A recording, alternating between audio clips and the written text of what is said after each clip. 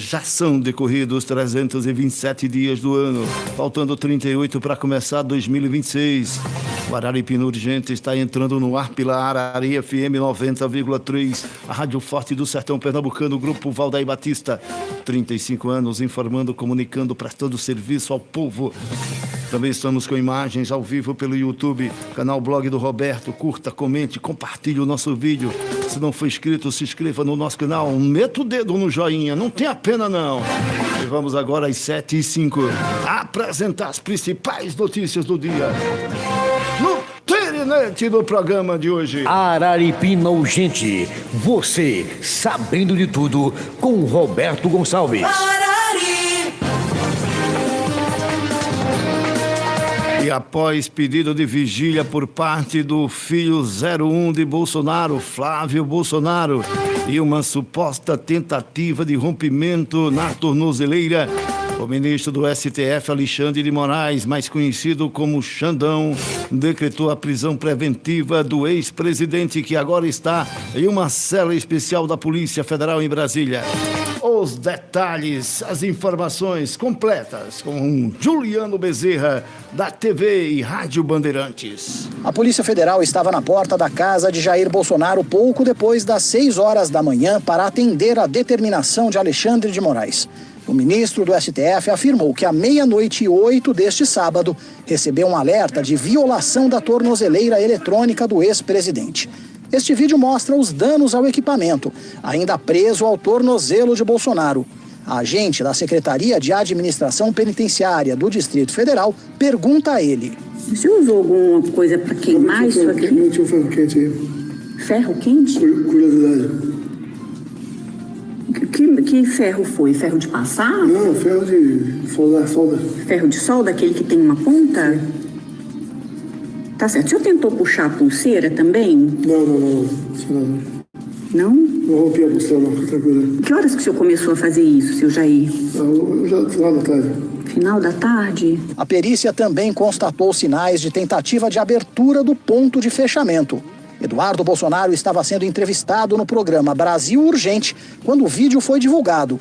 Ele foi surpreendido ao vivo. Se ele tentou violar, eu não sei por quê. Talvez possa ter surtado, talvez ele estava falando aí no vídeo de curiosidade. Enfim, agora, isso tudo que está acontecendo é que é o mais bizarro. Se o Bolsonaro realmente quisesse fugir, eu acho que ele teria feito isso antes da prisão residencial, antes de ser colocado uma tornozeleira, e não agora. Do condomínio onde mora, Bolsonaro foi levado até a dependência da Polícia Federal, a cerca de 20 quilômetros de distância. O advogado do ex-presidente, que passou cerca de 2 horas com ele na PF, não quis falar sobre a violação do equipamento.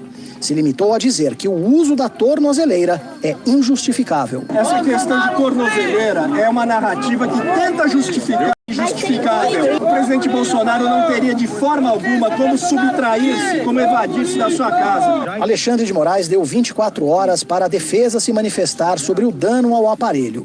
A tentativa de Bolsonaro de evitar o monitoramento foi um dos motivos alegados pelo ministro para decretar a prisão preventiva.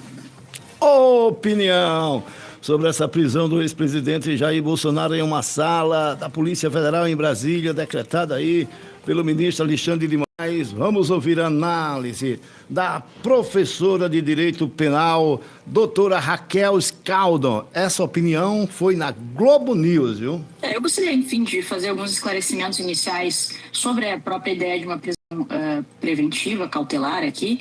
E dentre os fundamentos dessa prisão, um deles é a fuga, o tentar evadir-se da aplicação da lei penal, e foi sobretudo com base nessa ideia que o ministro Alexandre de Moraes ele sustenta a sua decisão. Na minha opinião, e aqui eu imagino que possa ter até uma opinião minoritária, eu discordo de fundamentos como, por exemplo, o fato do senador Flávio Bolsonaro fazer essa convocação para vigília. Eu também discordo de fundamentos relacionados a comportamentos de terceiros, como fugas anteriores de, pessoas que compõem o seu espectro político, etc. Acho que isso não pode ser atribuído ao presidente, não pode justificar a sua prisão. Então, dos argumentos que constam na decisão, me parece que o único, na minha opinião, tecnicamente relevante é a questão da tornozeleira. Mais opinião sobre o mesmo assunto. Vamos ouvir agora o jornalista e advogado Caio Coppola. ele comenta sempre na CNN, que também, igual a Globo, é uma rede de TV de esquerda, né? E que é mantida por patrocínio milionários pelo governo Lula. Provérbios 17:15. Há duas injustiças que o Senhor abomina: que o inocente seja condenado e que o culpado seja colocado em liberdade. A prisão preventiva de Jair Bolsonaro é indevida, porque ela se fundamenta numa premissa muito frágil. A ideia de que o ex-presidente oferecia risco de fuga e de que essa fuga seria viabilizada pela convocação de um ato religioso. Para a gente desconstruir essa narrativa, é só recapitular os fatos. O Bolsonaro, desde antes do seu julgamento, já estava em prisão domiciliar, impedido de usar suas redes sociais, sem acesso a celular, sob vigilância 24 horas e com o passaporte apreendido. Ou seja, até ontem não havia nenhum risco declarado de fuga. Tanto que nessa madrugada, assim que foi apontada a violação da tornozeleira eletrônica, a autoridade policial imediatamente interpelou o ex-presidente e a justiça, com razão, pediu explicações à defesa sobre o motivo das avarias no equipamento. Mas o próprio Bolsonaro admitiu em vídeo que danificou o aparelho por curiosidade. E segundo um aliado, ouvido pelo portal G1, o ex-presidente suspeitava que havia uma escuta na sua tornozeleira e isso explicaria porque ele não tentou romper a pulseira, mas sim acessar a caixa do dispositivo. Só que não foi esse episódio da tornozeleira que ensejou a prisão cautelar de um senhor idoso e enfermo. Isso foi tratado de forma lateral na decisão. O fator preponderante, vamos dizer assim, para a prisão do Bolsonaro foi outro. Um dos filhos do ex-presidente convocou uma vigília pela saúde do seu pai e pela liberdade do país. O que é uma vigília? É um ato religioso de oração sob privação de sono. Portanto, a vigília ela está contemplada pela garantia das liberdades de crença, de reunião, de manifestação. Nesse sentido, vamos ver aqui o que diz o inciso 16 do artigo 5º da Constituição. Todos podem reunir-se pacificamente em locais abertos ao público, independentemente de autorização. E o inciso 6 diz o seguinte: é inviolável a liberdade de consciência e de crença, sendo assegurado o livre exercício dos cultos religiosos. Portanto, o Estado não pode classificar a convocação de uma vigília como se fosse uma incitação à desordem e à violência, muito menos impedir que pessoas se reúnam pacificamente para orar, para velar e para vivenciarem o luto. E mais absurdo ainda é tratar uma vigília que sequer aconteceu como se fosse um ato preparatório de resistência violenta à autoridade policial. Não cabe a um juiz atuar como se fosse um oráculo e a tomar decisões judiciais com base exclusivamente em previsões, em conjecturas, em hipóteses. O juiz é um aplicador da lei. Como a gente acabou de ver, a lei, antes de mais nada, protege as liberdades de crença, de reunião, de pensamento. Inclusive, o que vale para uma vigília religiosa também vale para qualquer manifestação política. E essa é a minha maior preocupação como brasileiro, mas especialmente como profissional de mídia que atua no campo da crítica ao poder. O precedente que está sendo criado com essa decisão, ele é perigosíssimo, porque a justiça está agindo como se tivesse autoridade para enquadrar reuniões pacíficas protegidas pela Constituição como se elas fossem potenciais ameaças à democracia e à ordem pública. E projetando esse precedente de agora no futuro, qual que seria o próximo passo? É muito simples: impedir manifestações, impedir protestos, impedir críticas públicas em certos locais, em certos períodos e contra certas pessoas. E tudo isso, claro, sob pretexto de defender a democracia. Então eu espero que as pessoas percebam que nós estamos em um ponto de inflexão. Se instituições como o Congresso, os partidos políticos, a imprensa e o setor produtivo organizado não reagirem e não se posicionarem em relação a essa escalada autoritária, a injustiça que está sendo semeada por poucos será colhida por todos, em breve. 7h15, 7h15 no Sertão, aqui pelo chat no YouTube, tem Joaquim Neto dizendo: Roberto, a pergunta que não tem resposta, qual é o risco que Bolsonaro oferece à sociedade? Enquanto aí muitos comemoram a prisão dele, os ladrões do INSS seguem à solta. O Brasil voltou. O Derek José, também pelo chat no YouTube, participando, diz: bom dia, Roberto. Se fosse um pobre fazendo isso na pulseira, ia direto pra cadeia. Ele era fugir. Eita, Derek, arrodeado de polícia. Nauzida Torquato tá assistindo a gente. Obrigado, Nauzida. Gilmar Dorosa, em Rolante, cidade Rolante, Rio Grande do Sul, a terra do cantor Teixeirinha. Tem aqui Marques Lima também assistindo pelo YouTube. Norberto Moura, um abraço, Norberto. E o Tirinete continua: a repercussão da prisão de Bolsonaro. Papai Lula falou durante o encerramento da COP30. Lula disse que Bolsonaro sabe o que fez e por isso está preso. Olha, a primeira coisa é que eu não faço comentário sobre uma decisão da Suprema Corte. A Justiça tomou uma decisão, ele foi julgado, ele teve todo o direito à presunção de inocência. Foram praticamente 2 anos e meio de investigação, de delação, de julgamento. Ou seja, então, a Justiça decidiu, está decidido, ele vai cumprir com a pena que a Justiça determinou e todo mundo sabe o que ele fez.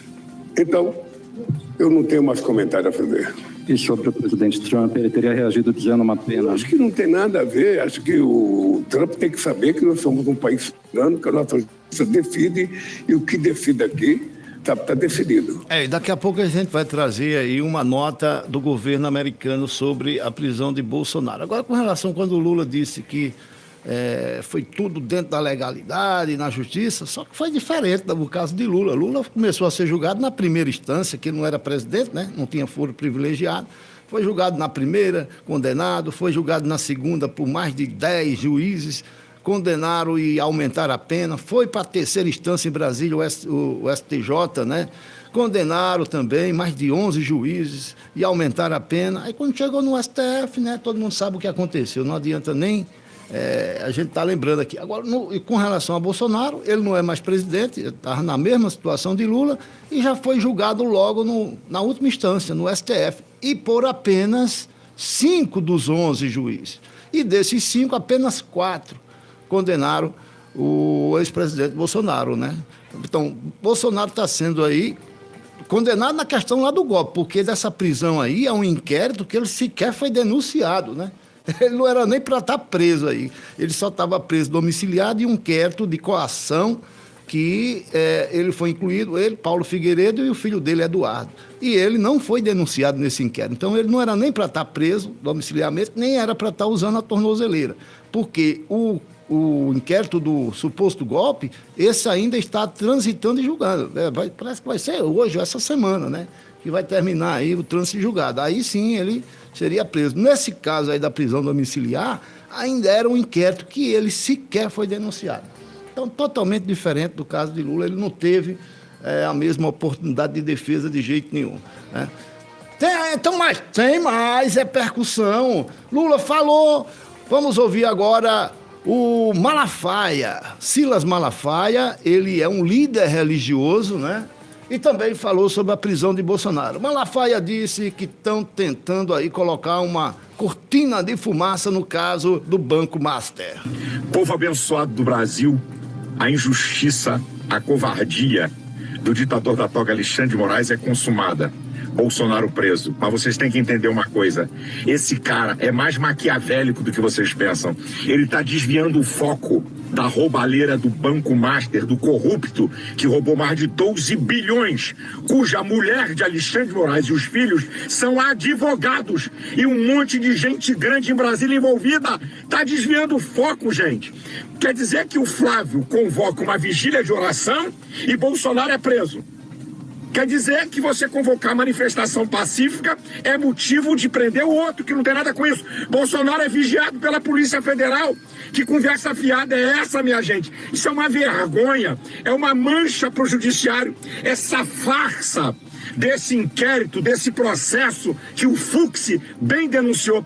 tá aí então a repercussão, né, da prisão de Bolsonaro. Aqui pelo chat a repercussão também tá grande. Eu já falei do Derek, a Genilda Conceição tá também assistindo. Natalino Ribeiro diz: esqueceram do irmão de Lula. É o que disse aqui o Natalino. Tem também a Genilda Conceição. Caio Alves disse: quanta imbecilidade esse pseudo-jornalista está falando aí. Qual foi a mentira que eu falei da questão aí da prisão de Bolsonaro, né? Desse inquérito que ele não foi denunciado e também do que aconteceu com o Lula. Me diga aí, meu irmão. Caio Alves, diga aí onde foi que eu errei.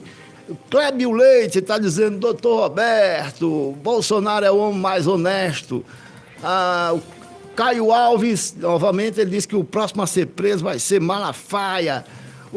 A Genilda Conceição, o Derek voltou a falar, disse que o Malafaia é o falso profeta. Vamos a mais repercussão. O governo, né, o governo dos Estados Unidos também se manifestou, o governo americano oficialmente se manifestou sobre o assunto, e nós vamos trazer os detalhes dessa reportagem com Eudo Brito, a manifestação aí do governo americano com relação a essa prisão do ex-presidente Jair Bolsonaro no último sábado. Quem tem todos os detalhes é o repórter Eudo Brito. Vamos lá, Britão, chegando aí com essa informação aí.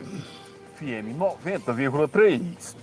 O vice-secretário de Estado, Christopher Laudal, manifestou-se oficialmente em nome do governo dos Estados Unidos, afirmando que o ministro Alexandre de Moraes expôs o Supremo Tribunal Federal e o Brasil à vergonha e ao descrédito internacional em post publicado na rede social X no último sábado, dia 22. Abre aspas. O juiz Moraes, um violador de direitos humanos sancionado, expôs o Supremo Tribunal Federal do Brasil à vergonha e ao descrédito internacional ao desrespeitar normas tradicionais de autocontenção judicial e politizar de forma escancarada o processo judicial. Fecha aspas, escreveu Landau. Abre aspas. Os Estados Unidos estão profundamente preocupados diante de seu mais recente ataque ao Estado de Direito e à estabilidade política no Brasil. A provocativa e desnecessária prisão do ex-presidente Bolsonaro, que já estava em prisão domiciliar sob forte vigilância e com rígidas restrições de comunicação. Fecha aspas, continuou a autoridade norte-americana para concluir. Abre aspas. Não há nada mais perigoso para a democracia do que um juiz que não reconhece limites para seu poder. Fecha aspas. Direto da redação da Arari FM, Eudo Brito para o Araripino, gente. Obrigado, Eudo Brito. Olha, aqui pelo chat, repercutindo bastante, muita gente participando. O Roberto Marques diz: acabar com isso, rapaz, isso divide o país e eu vou para o lado de Bolsonaro.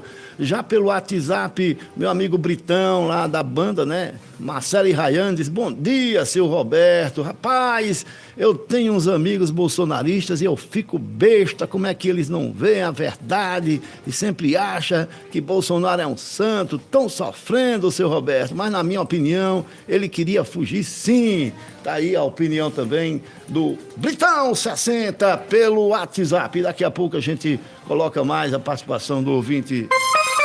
7h24, intervalo. Informando. Prestando serviço e comunicando, Roberto Gonçalves. E o Arari